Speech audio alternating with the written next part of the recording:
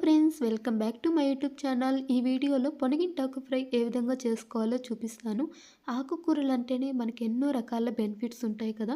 అందులో పొనగింటాకు నెంబర్ 1 అని చెప్పుకోవచ్చు. దీనివల్ల చాలా అంటే చాలా బెనిఫిట్స్ ఉన్నాయి. సో వీక్లీ వన్స్ ఈ పొనగింటాకు కూర తినడం వల్ల కంటి చూపు అయితే మెరుగవుతుంది. డైజెషన్ ప్రాబ్లం ఉన్న వాళ్ళకి ఈ ఆకుకూర తింటే చాలా మంచి ప్రయోజనం అయితే ఉంటుంది. అండ్ డయాబెటీస్ ఉన్న వాళ్ళకి, ఫైల్స్తో బాధపడే వాళ్ళకి, దగ్గు, ఆస్తమా అండ్ నరాల నొప్పి, వెన్ను నొప్పి ఉన్న పేషెంట్లకి వీక్లీ వన్స్ ఆర్ ట్వైస్ ఈ ఆకుకూర అయితే తినడానికి ట్రై చేయండి. నిజంగా చాలా అంటే చాలా మంచి బెనిఫిట్స్ అయితే ఉన్నాయి. ఇన్ని బెనిఫిట్స్ ఉన్న ఈ ఆకుతో ఫ్రై ఏ విధంగా చేసుకోవాలో ఇప్పుడైతే చూద్దాము. సో ముందుగా కందిపప్పునైతే కడిగి శుభ్రం చేసుకొని కుక్కర్లో అయితే వేసుకోవాలి. అండ్ పొనగింటాకుని కూడా నీట్గా కడిగి శుభ్రం చేసుకొని 3-4 టైమ్స్ అయితే వాష్ చేసుకోండి. సో వాష్ చేసుకున్న తర్వాత కుక్కర్లో అయితే వేసుకొని, సో ఇప్పుడు ఇందులోకి కొంచెం సాల్ట్, కొంచెం వాటర్ అయితే యాడ్ చేసుకొని 3-4 విజిల్స్ వచ్చేంత వరకు అయితే మంచిగా ఉడికించుకోవాలన్నమాట. సో చూస్తున్నారు కదా. సో ఈ విధంగా మంచిగా ఉడికిన తర్వాత ఆకును సపరేట్గా, వాటర్ సపరేట్గా అయితే చేసుకోవాలి. సో ఈ వాటర్తో కూడా మనము చింతచారు అయితే చేసుకోవచ్చు. అది కూడా నేను ప్రాసెస్ అయితే చూపిస్తాను. సో ముందుగా ఈ ఆకును చల్లార్చి పెట్టిన తర్వాత పల్లీల పొడి అయితే కలుపుకోవాలి. సో ఆ ప్రాసెస్ అయితే చూపిస్తాను. ముందుగా పల్లీలనైతే ఈ విధంగా స్టవ్ మీద ప్యాన్ పెట్టి రోస్ట్ చేసుకోవాలి. అండ్ ఈ పల్లీలని చల్లారిన తర్వాత మిక్సీ అయితే పట్టుకోవాలి. సో చూడండి, మిక్సీలోకి కొన్ని పల్లీలు అండ్ జీలకర్ర, మిరియాలు అండ్ కొంచెం కారం పొడి, గార్లిక్ అండ్ పసుపు, ఉప్పు వేసుకొని మిక్సీ పట్టుకోవాలి. సో ఈ మిక్సీ పట్టుకున్న తర్వాత ఈ పొడిని మనం ఆకులు అయితే వేసి బాగా కలుపుకొని ఇప్పుడు దీనికైతే తాలింపు అయితే వేసుకోవాలి. సో చూడండి, స్టవ్ మీద ప్యాన్ పెట్టి ఆయిల్ వేసుకున్నాను.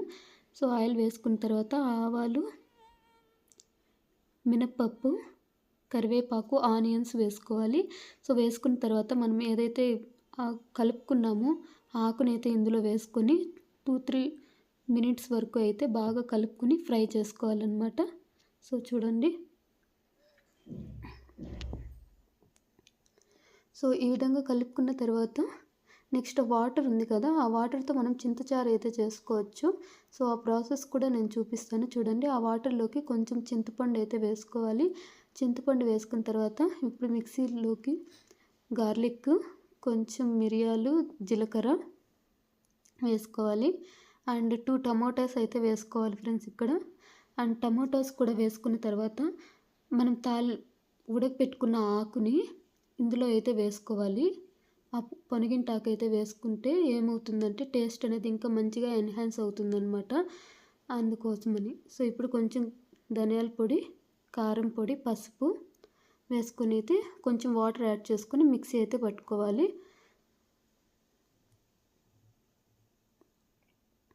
సో మిక్సీ పట్టిన తర్వాత ఇప్పుడు స్టవ్ మీద ప్యాన్ పెట్టి ఆయిల్ వేసుకొని పోపు అయితే వేసుకోవాలి.